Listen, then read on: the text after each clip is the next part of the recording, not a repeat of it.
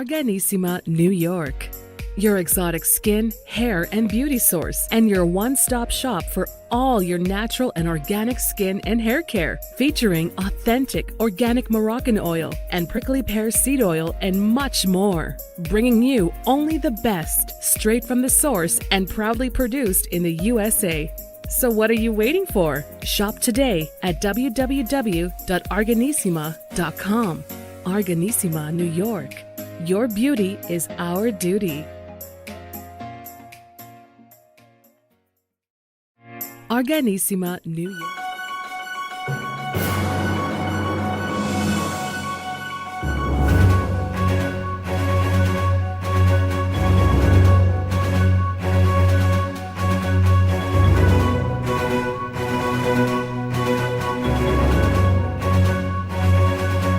Well, hello and welcome back to the iHealth channel, iHealth Radio, with your host, Hurricane H. New day, new show, new topic, new guest, special guest, who will take us to a journey that we all probably can understand a little better. And that is the journey of connecting our mind, body, heart, spirit, and all that consciousness that goes with it and all the conditions. And how do we put it practically in our lives, whether it's personal, business, and so on and so forth. Our guest is actually a psychologist by trade, a keynote speaker, a person that has expertise in various areas, including spirituality, Ayurveda, and many, many more things. And of course, I can never do justice introducing someone more than what they can tell us about themselves. So without any further ado, I have with me today, Hema, Vyas, all the way from the UK, from London. So Hema, how are you? I'm really well, Hurricane. Great to be here today. Well, great to have you. Thank you for being on the show and for really for your willingness to come on and share with us the value and some of the insights. We thrive actually on getting good information to share with our audiences, and really the mission is to educate them, enlighten them, inspire, and motivate, and all that good stuff. Reading through your background, I mean, you just have a tremendous background, over 30 years of real connection with people and leaders and corporate world and teaching them how to really be better and how to put it all together. As I said, the heart, the mind, the body, the spirit. That's a lot of stuff. That's all of us as humans. So first things first, why don't you tell us a little bit about your history, your background, your specialty, and the things that you've achieved so far? Yeah, so quite a lot to pack in. I'll make it really succinct. So I would say that, my history has really been a blend of academia and spirituality. I was born into the sort of spiritual space, coming from an Indian background. And spirituality was very much a big part of my life growing up. I took it for granted. And then, growing up in England, I followed the sort of academia and really, really, really interested in wanting to help people really understand who they are and how to be better at who they were being. And so, of course, I fell upon psychology and studied psychology, and then realized that actually it was very limiting, because there were lots of things I was studying in psychology that I would say, my mind was already sort of running ahead, thinking, well, there's more to this than what you're talking about, and what evidence there is, what empirical evidence there is, what science is saying. Because, when I was 14, I had an out-of-body experience. I had a car accident, and while I was lying on the floor waiting for an ambulance to come and pick me up, my consciousness left my body, and I followed some of my friends thinking I would try and get them back. But of course they couldn't hear me because I was there in spirit and not in physical form. And that really shaped a lot of, who I've become. At the time, I didn't realize it. At the time, it was so normal to me. At the time, it was so natural that that's what would have happened. I didn't question it. It was only when I was met with resistance during my psychology training, when people were like, no, you can't talk about spirit, you can't talk about heart, and no, that's got nothing to do with it, and we're human, and we're having, we have to look at behavior and cognition and the mind and the brain. And I'm going, but you're missing out on a whole lot of other stuff. And so, for a while, I sort of tried to follow that path fell into corporate world, doing consultancy, psychometric testing, developing staff, etc. And I, again, still felt there was something missing. And what was really missing, for me, Hurricane, was really hard. The absence of a whole part of our lives that makes us human. The idea that we can't talk about love, that we can't talk about heart, that we can't talk about spirit, that we can't talk about a universal energy, God, call it whatever you want to call it. This idea that we can't have faith, that everything has to be science-based, was so alien to me as a person. And even though I studied and followed that sort of path, I realized that there's so much more. And I had to make a choice at some point to go, well, either I do what is good for my career or I do what is good for me.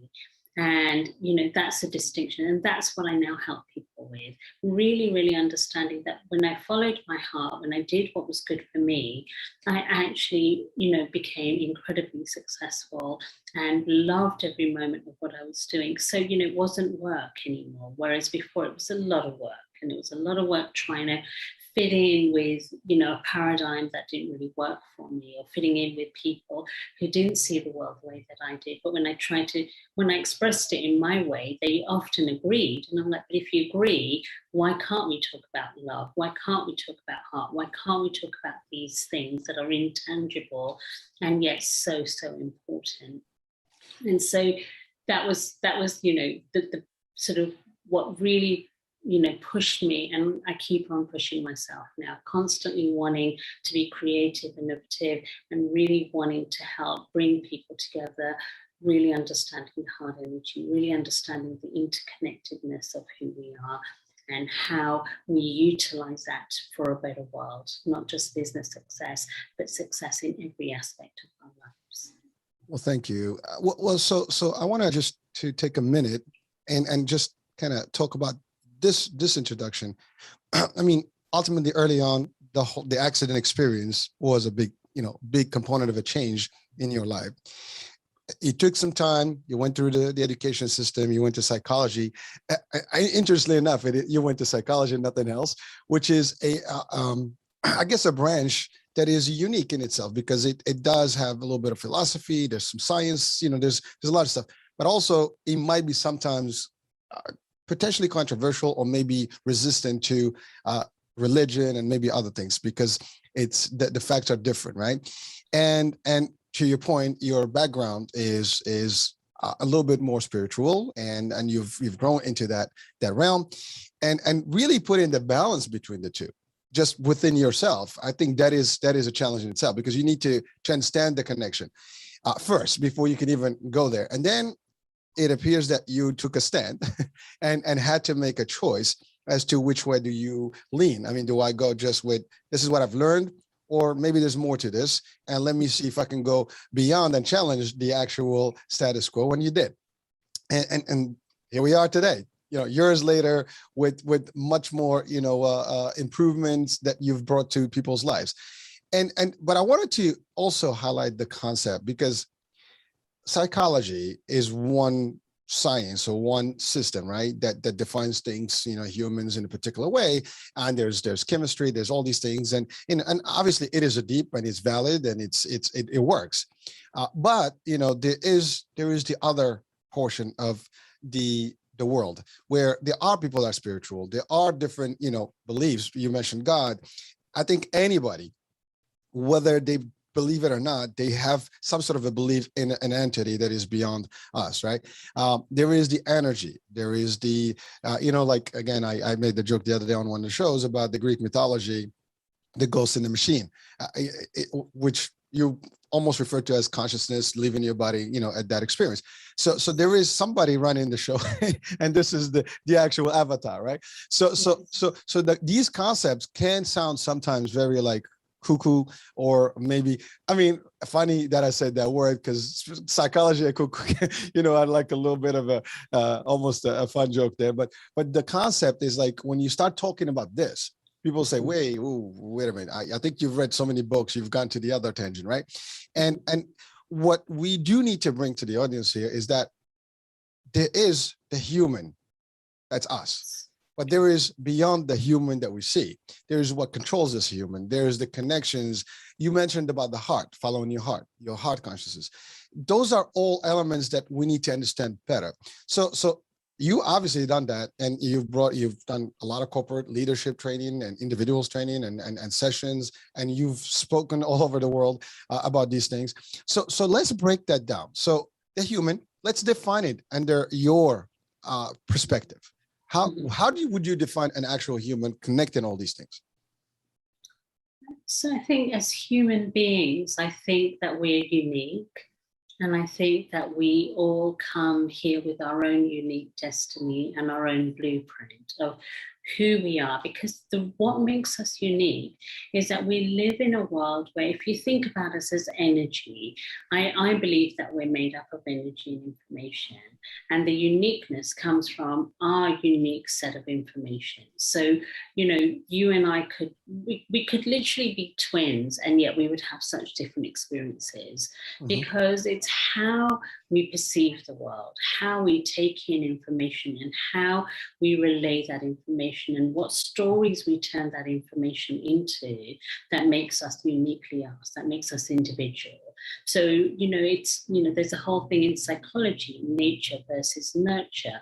Is it nature? Is it nurture? What is it? Is it our genealogy? Is it our DNA? Is it our environment? What is it? And I'd say, it's all of the above. Being human is really about a whole host of experiences that either belong to us or that we've inherited. So, if you think about DNA and our genes, it's made up of not just who I am, but it's made up of who my mum is and her ancestors and her grandparents and my dad and his ancestors and his grandparents, and then all the impact of the environment, where I've grown up, and the peers and the teachers and the influences. So all of these things make up who I am, and it makes up each of who we are. And so therefore, I think to really, really understand somebody else, it's not easy. I think really it's about really tuning into the heart space and really, really recognizing that there is a uniqueness to each person.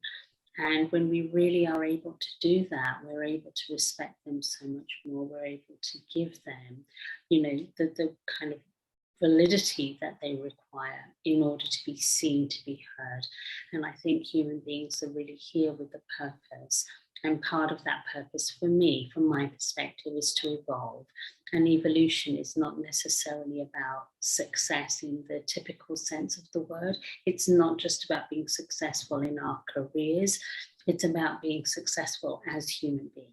And I think the journey of being a human, yes, there are external things we are all striving for. We all want a level of happiness, a level of love, a level of success, a level of financial independence, financial success, wealth, and health, of course. But I also think we also are here to live out our purpose. And so for me, a human being is complex and yet so simple. Because what makes us simple is that the heart knows of me. Well, thank you. And that's pretty interesting. I mean, because you said it, we're complex yet simple. And really understanding that, I think that is really the core of this, right? And when you get to that moment where you understand that connection and how you are on both sides, I think you're at a better level or a higher level at that time of understanding and consciousness.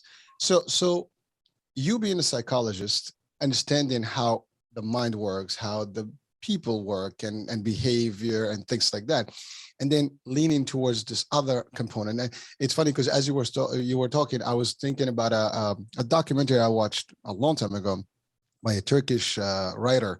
So he's a writer and he does these documentaries.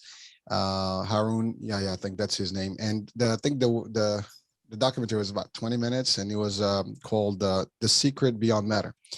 And when I watched that thing, it was like, I kind of just had to pause for a minute.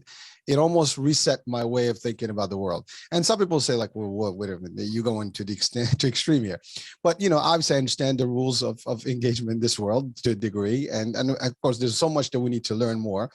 but with science and everything else, even religion combined, you get to understand a little bit more. But when I watched that documentary, it almost hit exactly what you said. The way we connect with this world is different. And so in that documentary, the way he described this is that we obviously use our senses to understand this world. I mean, basically our senses is what we know, how this world operates. I mean, you see, therefore you can connect, with the world. You can see colors, you can see people, you can shapes. You hear, that gives you the other piece. You smell, I mean, when you get a flu or cold, or God forbid, that now with the COVID, we hear about, losing the sense of smell or taste. You understand that, you're disconnected. You don't know anymore. So he was describing it from this angle, and then that really everything is being perceived by what he referred to as eventually a soul. And so that's the other part. I mean, you refer to it as consciousness leaving your body, but we have different ways of describing it. But at the end of the day, there is that, right? And then we have, you mentioned DNA, or the physical aspect of who we are, but then there's also the non-physical aspect of who we are, which is to your point, where energy. I mean, there's physics that claim that everything is 99% empty. I mean, we have electrons, we have protons, and everything is a blank in between. So 90% of everything is really emptiness.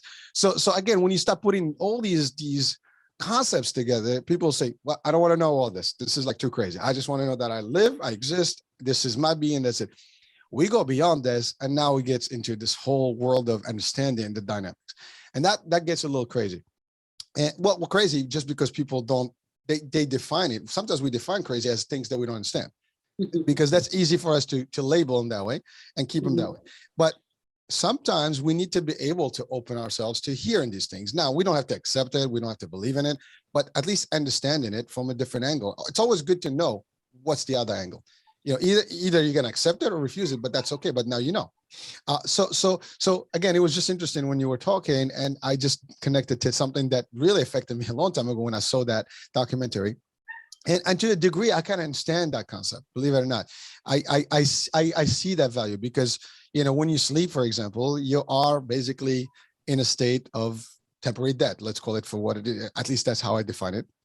But you're alive though. You are living. There's your dream. In a dream world, you really exist. You have a physical being in that world. You have connections.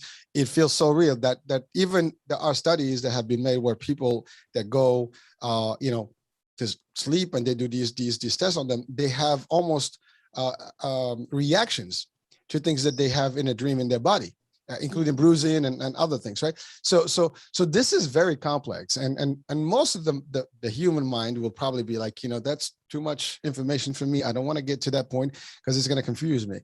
But nevertheless, it is reality. We have to sometimes question things or ask the questions, and so that brings us to the concept of the heart. You mentioned you followed the heart. So the heart for us physically, we know what the heart is. It's an organ. I think this is a deeper meaning of the heart. What is that? How do you really define the heart in this particular case?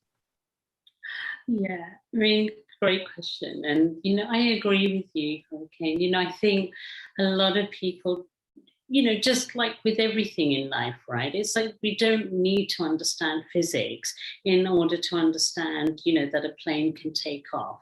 Obviously a lot of thought and intelligence has gone into creating, the perfect sort of setup for a plane to be able to take off with hundreds of people in it or whatever it might be. And of course, most of us don't care about, how that's come together, in the same way we don't care about the, pilots and what they've learned to fly the plane. And I think in the same way, we're like, well, we don't really care about the mechanics of who we are. We just care about why we do what we do and how we can be happy and how we can be successful, etc. And I think there's a real truth in that, that's where people's attention goes.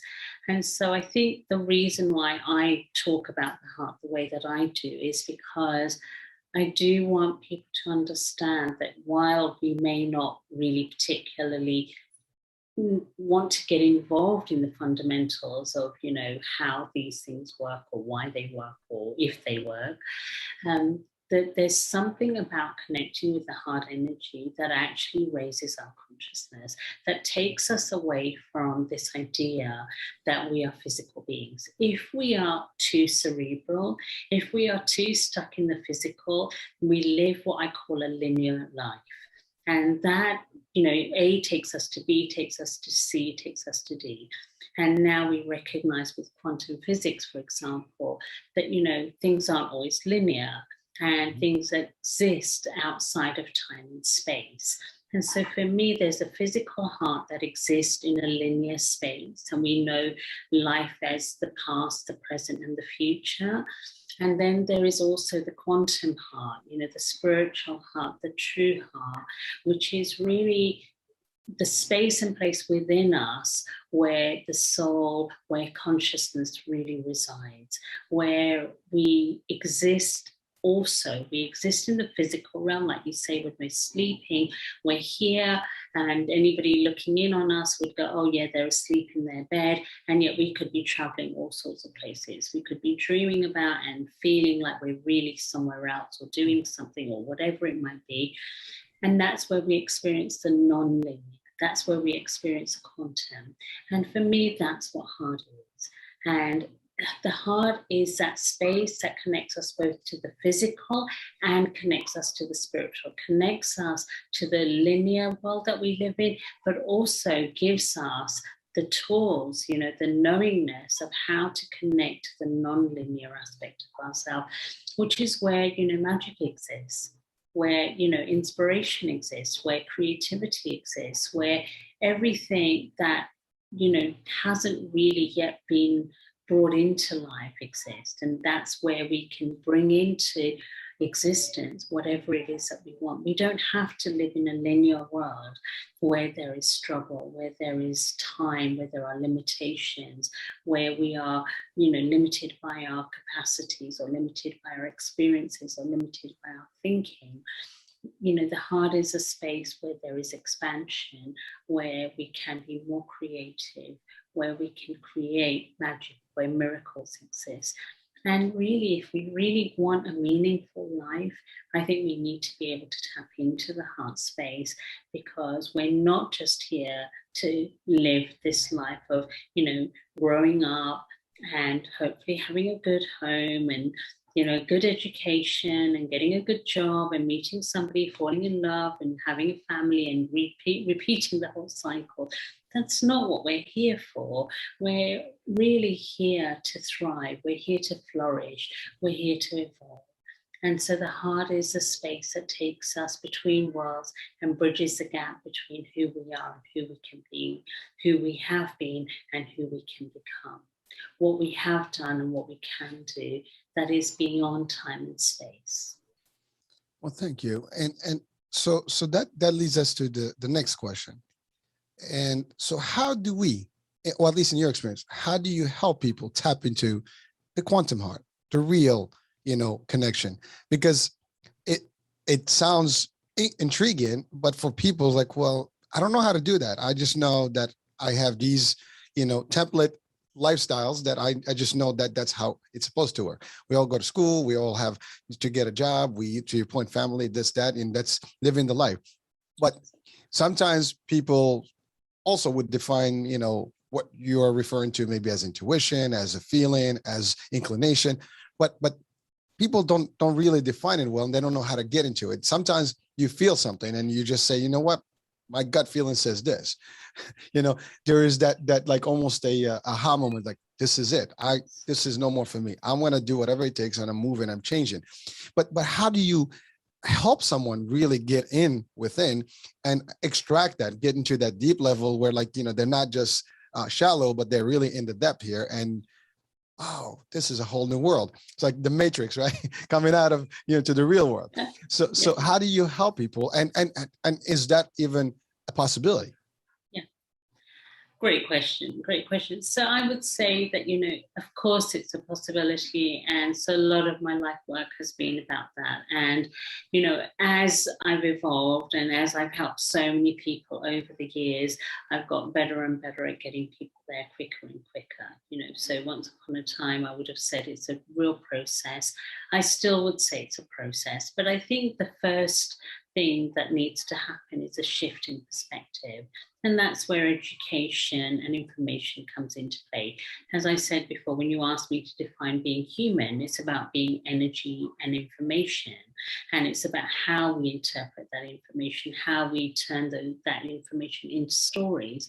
And so what I teach is really helping people, get that education, get that understanding, which gives them that aha moment, that gives them that recognition that actually maybe there's something to what she's saying. So that education about, what the heart is, how to tap into it in terms of really being able to do that inner work, being able to really, really look at who we are, self-reflect, introspection, really being able to step into a space where we go, okay, I don't have to keep on being who I think I am. I can actually let go of a lot of the conditioned things. See, becoming more of who we are is not about becoming more, doing more. It's about letting go. It's letting go of all the things that we are not, letting go of all the things that don't really resonate on a heart level.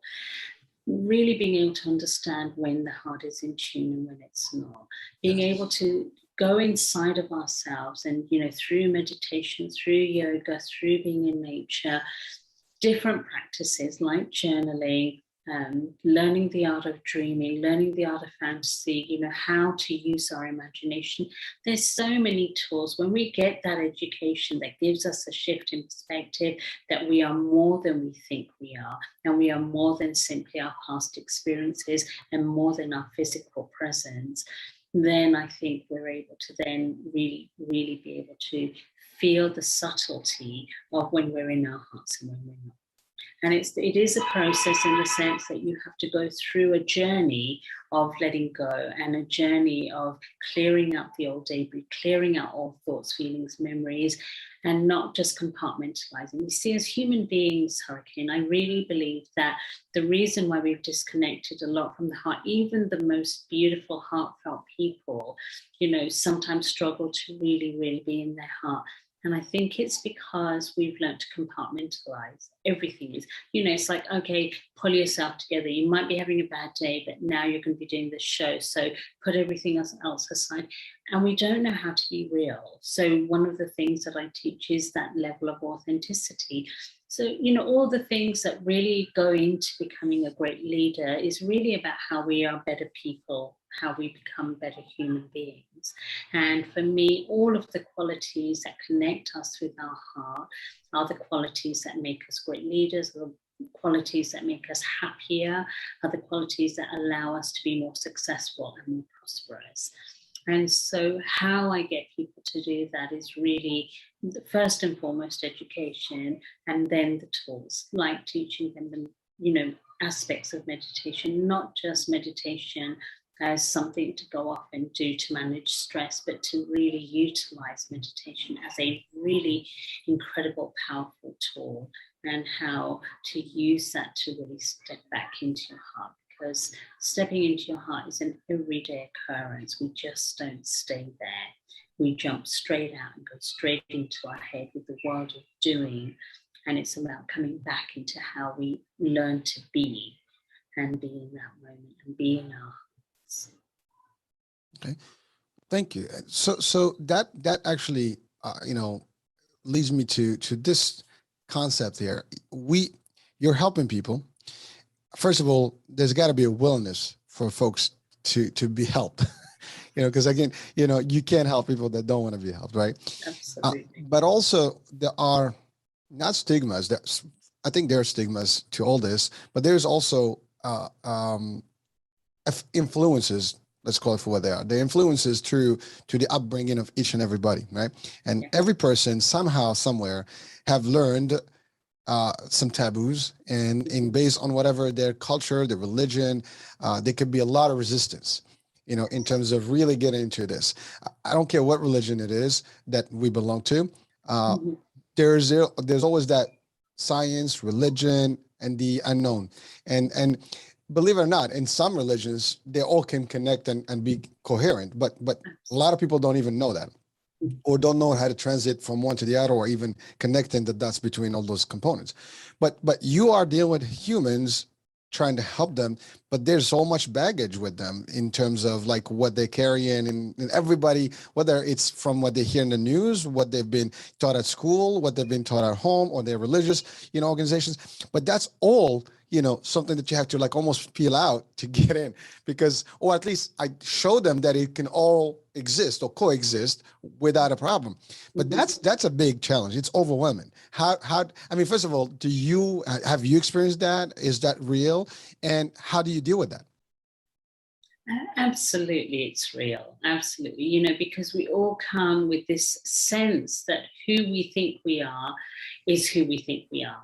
And nothing is going to change that. And so the idea that I am, I live in England and my religion is this and my background is this and this is where I come from. We think that defines us. And unfortunately, people get stuck in that space. And that's what I mean. We're stuck in that sense of survival. We're stuck in that sort of physical world where things can't shift so easily, because matter doesn't shift so easily. Energy shifts easily, but matter doesn't. And so, of course, I meet a lot of resistance. But I'll tell you, a lot of my work, really came from people being at a point where, like most faith, a lot of people turn to faith when there's nowhere else to turn to. So usually it's crisis points. So when people get to a crisis point, they don't know where else to turn. They don't know what else to do. That's when they will often seek me out. And now I feel like things are changing. So part of wanting to sort of speak to people like your audience is really wanting people to say, well, you can get there sooner. You don't have to wait for crisis to recognize that there can be so much more to your life. And, that's one of the things I really, really want to educate people on. Often it is that moment of crisis where they literally don't know what else to do, that they will go, well, I'll try anything. And when they are willing to try anything, and that's when they see the results of trying what I suggest, and when they really try and they get those results, then the word spreads. And that's how I really built my business. The word has continued to spread. And as I've said, to sort of lots of people, often people don't know what it is that I do for them.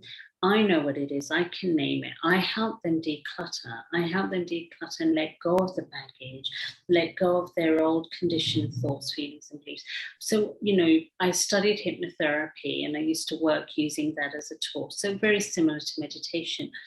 And one of the things that I used to say is that, I don't hypnotize you. You have been hypnotized by the world. I am here to dehypnotize you. I am here to wake you up to a better reality, a truer reality.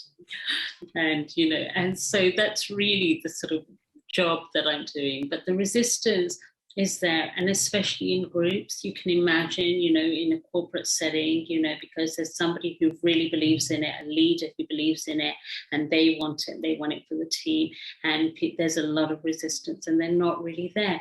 And, again, I really honor the heart, because everyone's got their journey. If they're not ready to wake up to it, then that's absolutely fine.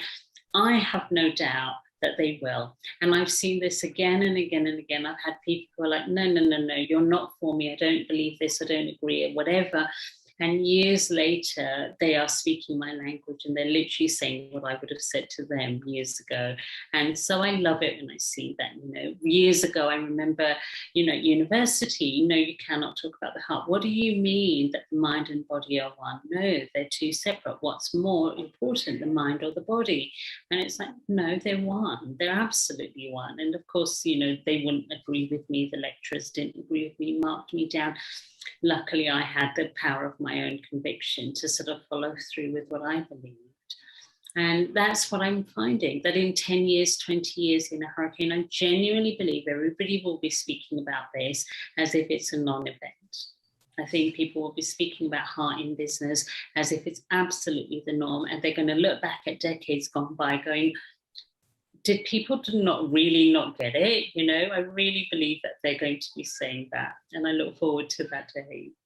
Well, listen, I mean, you're certainly doing the work and there's the need. And I think world events will trigger that need and conviction, which leads me to the question of we talked about will, but Mhm, also passion, also purpose. Because you mentioned leaders and corporate, in the corporate world, and they convinced to something and they want to get everybody to buy in. And that those two keywords, purpose, passion, will, I mean, there's a couple of words are like powerful, and without them, yes. people are not going to be driven. And it's funny because you almost described the matrix. You're waking up to the real world, which you're conditioned to, like you're in the zone, like like a zombie land, and you're coming out of it and like, wow, this is all different. I Yeah. mean, it's amazing. Like, I was laughing. I had a little smirk when he actually mentioned that. But so Yeah. so certainly this concept of purpose, passion, Mhm. it is a differentiator, because in Yes. life, without those two things, I mean, to your point, you had resistance and your convictions were there. No, I do understand there is a difference, but it's still one. And that's the thing. They are all separate components, yet they're one. And that's the Exactly. hard part to accept. Like, what do you mean they're one, but they're different? It's like you have all these elements working to make you, and that's all. I mean, that's a simpler way to define it, but you know, you can slice it anyway, and people will be like, okay, well, but because they're conditioned to, this is the definition you learn, and this is all you need to know, you almost like reveal this stuff to them in a different light and be like, oh wow, okay, I didn't see it on that angle. And that's for everything. So let's talk about the passion, the purpose, the really the setting of goals, the that's the driver behind, whether someone is willing to unveil and not. Absolutely. Absolutely. So, I think that it's sort of one of those catch-22 situations. If people don't have the passion and they don't have that sense of purpose and they don't know what drives them, they don't know what they want, then they're not going to be motivated to do the work. And if they're not doing the work, they're not going to find their passion and purpose. So it's really, really an interesting situation, I would say, where part of my job is to really, really get them to tap into what it is that's really important to them. And some people, I would say, definitely the will has been lost, and the will has been lost. They know there's an unhappiness, and so often it is about looking at how it manifests. So conflict, when there's chaos, when things aren't flowing, when there's disharmony, there are certain conditions that I would say are very indicative of the fact that people are not in their heart, and therefore they are not following their purpose, and therefore they are not living a most passionate life. And I think in order to come back to that space, it's really about making space. One of the main things that I teach is, how do we create space to become more of who we are? Because when we do that, then we find what really, really motivates us. When people say, well, help me find my purpose, I'm like, okay, well, let's get rid of a whole load of stuff, and your purpose is already there. It's again what I said, that the hearts know the way, and when we follow our hearts, it guides us. But we don't know how to get there. We don't know how to get into our heart space when we are doing a job we don't love, for example. How do we get back to that place of passion and purpose? And that's when we do the inner work. We do the inner work, and because when we develop ourselves, what we're really developing, Hurricane, is our consciousness. And when we develop our consciousness, what we're doing is we're becoming lighter. If you think of it in terms of energy, energy is really, really contracted and tight in a space where we're unhappy, when we're struggling, when there's chaos, when there's disharmony, when we're in conflict, when things are not going well. That is when there is a contraction of energy. And what we want to do is create space. When there's an expansion of energy, we feel lighter. And when we're lighter, inspiration flows. And when inspiration flows, that is how our purpose rises to the surface. It's always there. That's when we know what really, really motivates us, and we know how to use what motivates us to connect to our purpose, to connect to our hearts in a way that is actually possible in the world.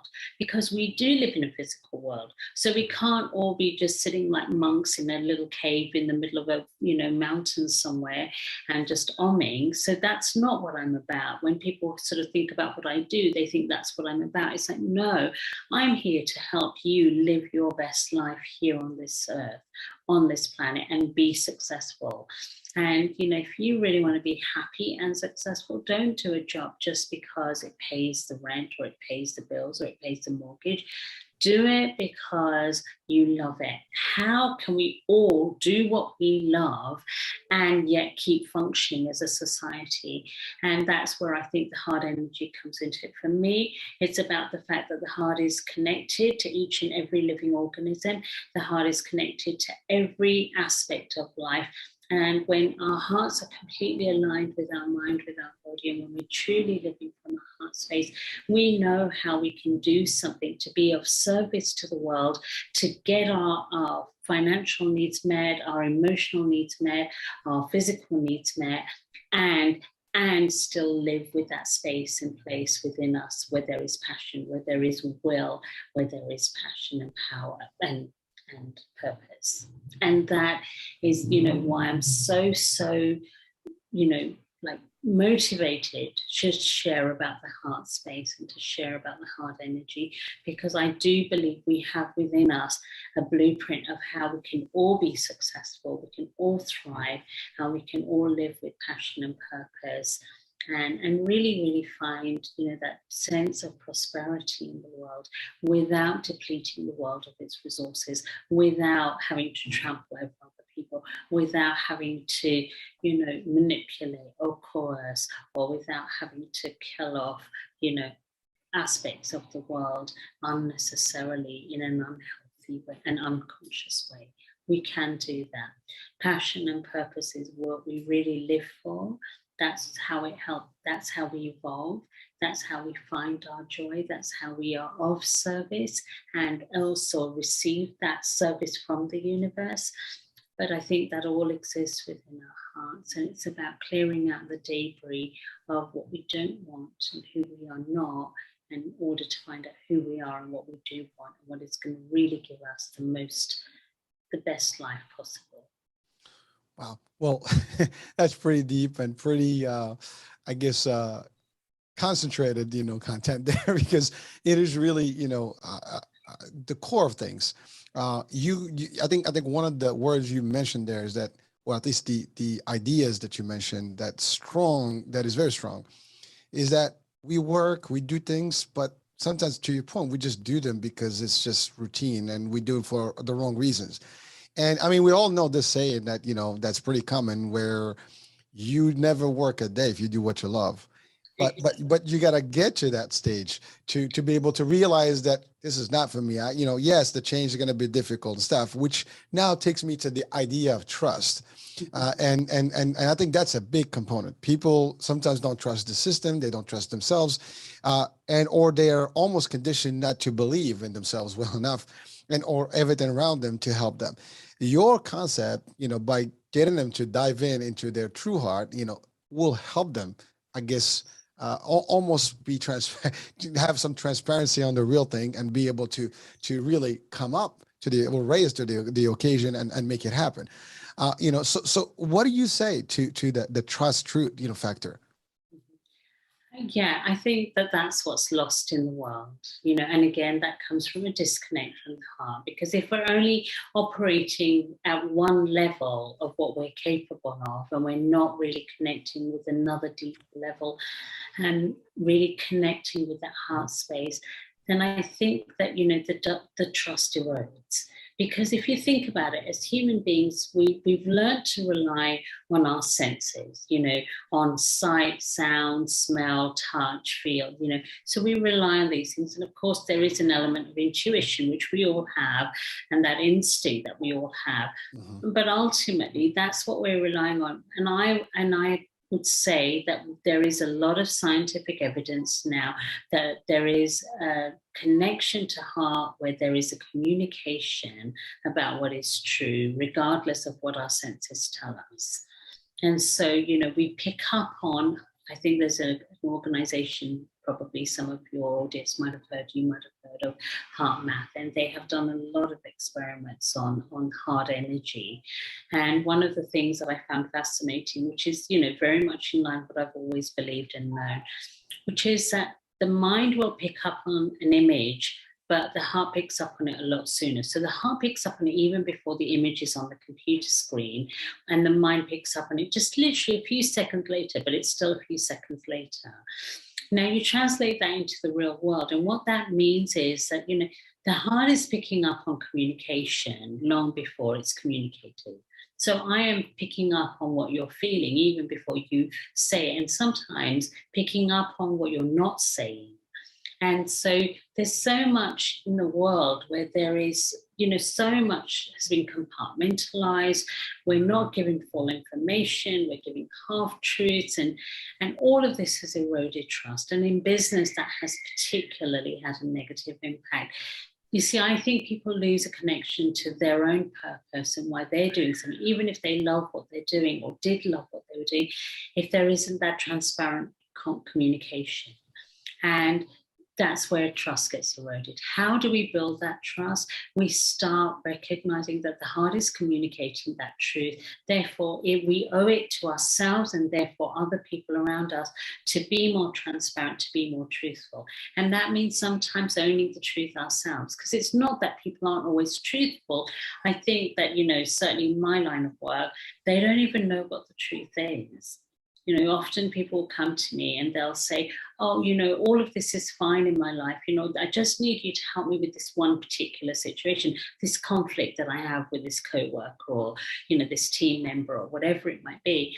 And then you sort of go, well, I think it's much more deeper than that, and, really there's this that I'm picking up on what you're saying.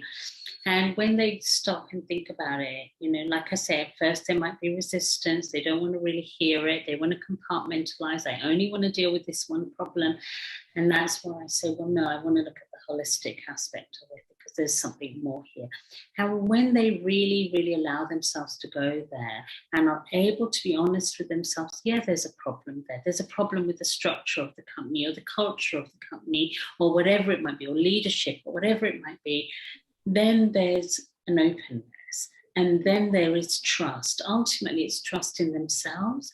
And I think we can't trust ourselves if we're not trusting what we're picking up on.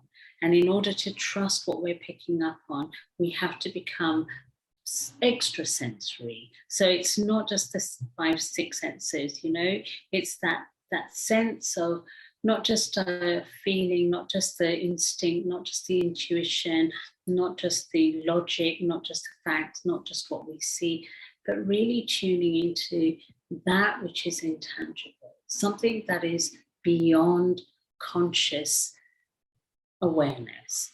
And when we tap into that, we are able to really, really tap into a deep sense of trust. And when we trust ourselves in the world.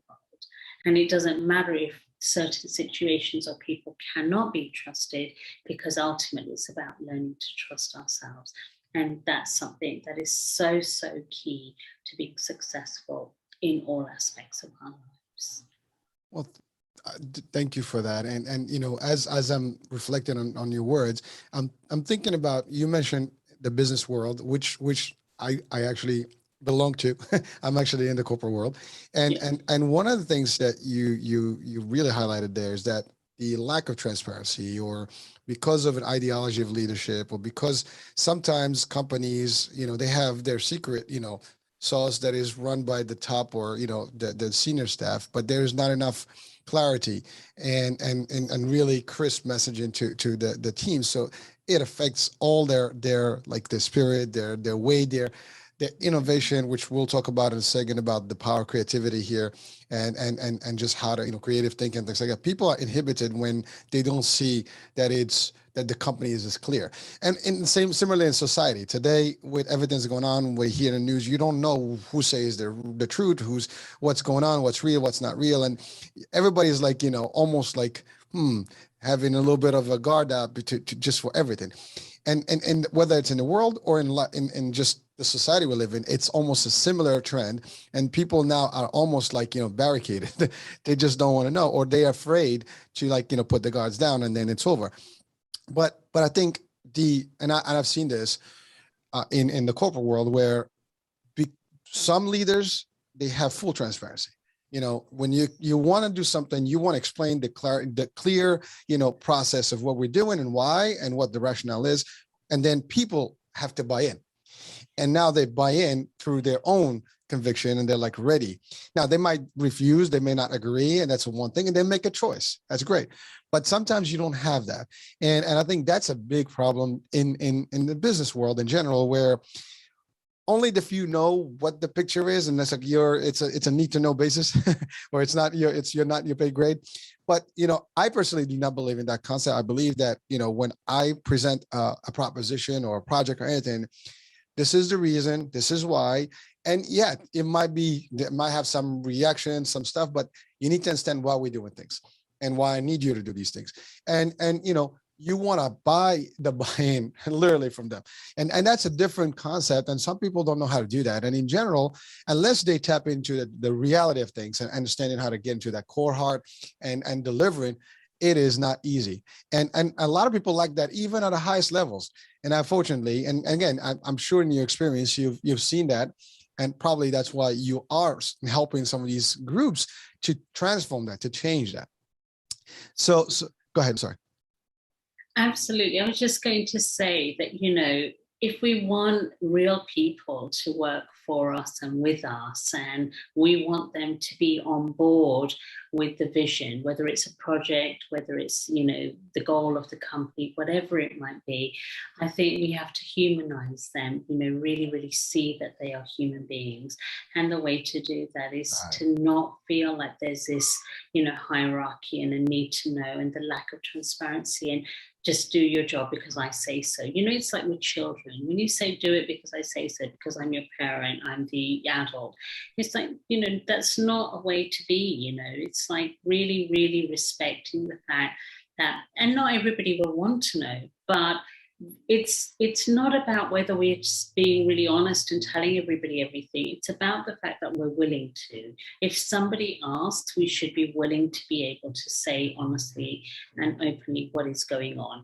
And because it's that willingness that people pick up on. It's not necessarily whether, it's not whether you are telling me something or not. It's the fact that you're willing to tell me. So if something arises in me and it's like, Hurricane, I really want to know the answer. Why are we doing this? Mm-hmm. If you say, well, listen, I can't tell you that right now. All I need you to know is this, that is going to really play with me, because somewhere that story, that information that's lacking is going to create a story that I'm not somehow worthy.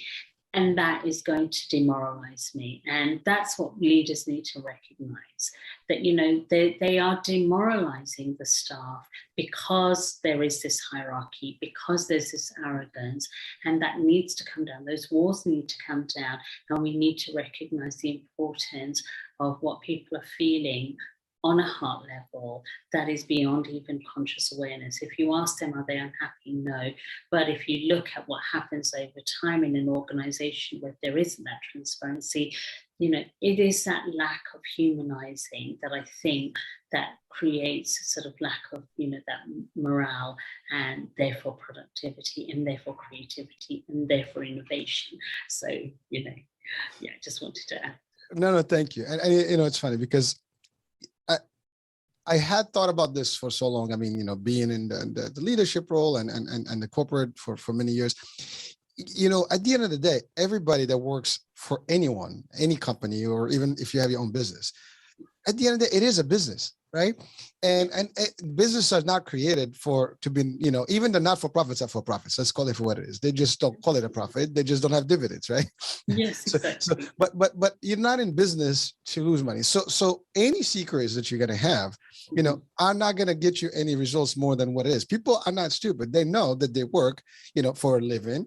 Yes. And they will make you money. They will work, for whatever that the corporation is to deliver a profit eventually. So the secret is there. I mean, it's out. We know it's for business and it's always going to be for profit. So no one the problem is when you think that people are not seeing through that, and you feel like, by shielding them from like what the plan is, that you're going to get results is a problem.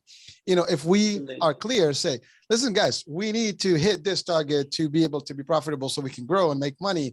And we all can have an opportunity to grow. And I need you to do this, and now it shifts the whole paradigm. I mean, now it's like, oh, wow. We're needed. We are part of this. We're going to be part of success, the history. We're going to make this. And there's a chance for me to also meet my goals. That's one way. And some people say, you know what? I don't want to do this. Now, a person may feel that way. And that's when sometimes people go and become their own business owners. Corporate world is not for me. I want to start my own business. I don't want anybody to tell me what to do. Yeah, you go to your own business. It doesn't actually, I own my business too. And I know both sides of the world. It doesn't change. You're still going to have, now you're going to have to be transparent yourself, or you're going to have to actually be transparent with yourself and be actually, deal with yourself and whoever is working with you. Either way, you're still going for the same purpose. So I think that's the problem. Like we almost try to ignore the reality just because we want to present it in that way. But the facts are the facts. Everybody knows that anyone out there, I always say this, I'm in sales. I always say this, there's nothing in this world that is not a sales transaction. Therefore, there is some sort of a money-making opportunity going on somewhere. It doesn't matter. We have a show here, while we're not exchanging money, you're providing a service. This is a media company.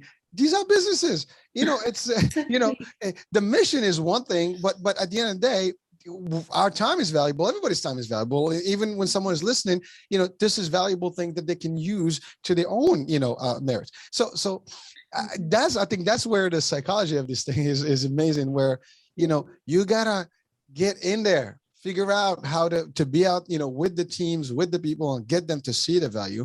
And now you guarantee their buy-in, you guarantee their success, you guarantee the innovation, as you said, and the creativity. Guess what?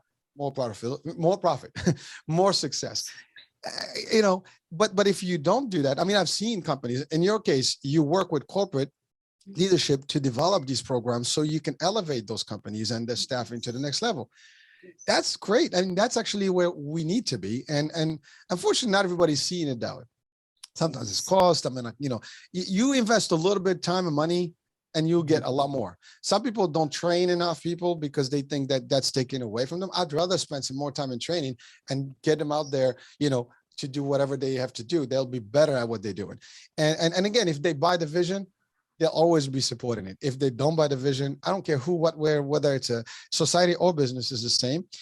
You will never follow. You will never, be a contributing, a positive contributor. You'll be just like somebody that's like, always, I don't want to deal with this. I'm not sure. I'm going to think about the next job. I'm going to think about this, as opposed to like, I'm here. I can do this. This is a good place. Let's make it work. So. Absolutely.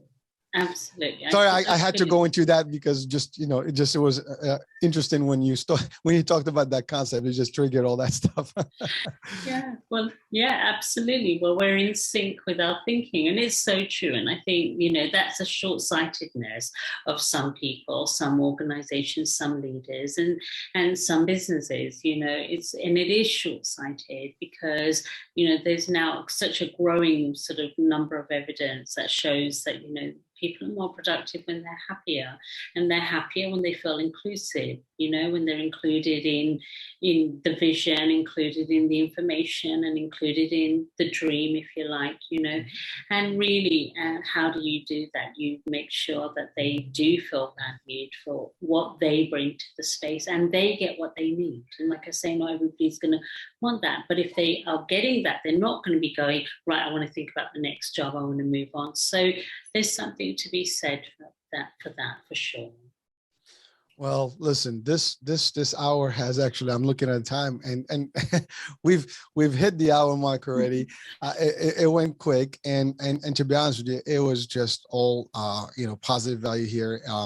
It's a different, it's a unique and different angle for potentially people that be like, where does that, I think, but the conclusion of what we've just covered right now, when you connect it to the beginning of the show, then they'll realize what it is, because really being understanding all this stuff will get you to be better, will get you to have the energy, to have all these aspects, that will impact life positively. And that's a big change from where people are conditioned to. So, I mean, what I want to ask you is, are there any last advice that you want to just add to the session today? And finally, I want to also ask about how do we contact you? How do people can reach out to you? I will have all the description, of your background, things like that, as well as the website. But is there anything that you want to highlight specifically for the audiences? Yeah, so just one last message, which is, we really owe it to ourselves to grow and evolve, to step out of the matrix, as you say, to break out of the sort of very, very deep hypnosis that we're all under, and recognize that as human beings, we have the ability to be so much more. We again, a cliche, we know that we are only using a very small percentage of our brain, even less than 10%. Even the most super smart people are using less than 10% of their brain's ability. And I'd say we're using even less than that of our heart's ability. And if we think that the brain has incredible ability and capabilities, the heart has so much more, because it connects the physical to the spiritual world. And, the spirit world is a part of us. We live in a universe. This planet is not on its own. We know there are other things out in the universe, and we are a part of that. And so we owe it to ourselves to grow, to educate ourselves, and to evolve, and to elevate ourselves, and to elevate other people. So thank you so much, Hurricane, for giving me that opportunity to share my thoughts with you and your audience. And I really appreciate being here today.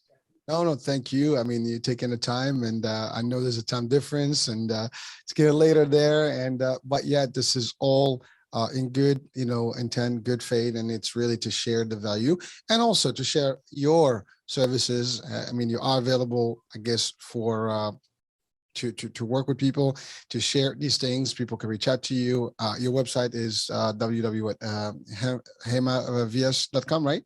Just the That's name? right, yes. Yeah, All right. just the name. Just the name. And, so I will have that on the description. So I hope that people can interact with, and even just at least to get a feel of what they can, get as a service, and potentially help, whether it's corporate or individuals. So I hope that today's messages were very clear, very simple. It is just, literally, you got to dive in and be willing to see beyond what's beyond the obvious, I would call it. Absolutely. I think that's all there is. So that being said, Hema, thank you for being with us, folks. Thank you for being on the show, for listening, watching, and we'll be talking soon. New show, new day, new topic, new guest. Ciao for now. Bye bye.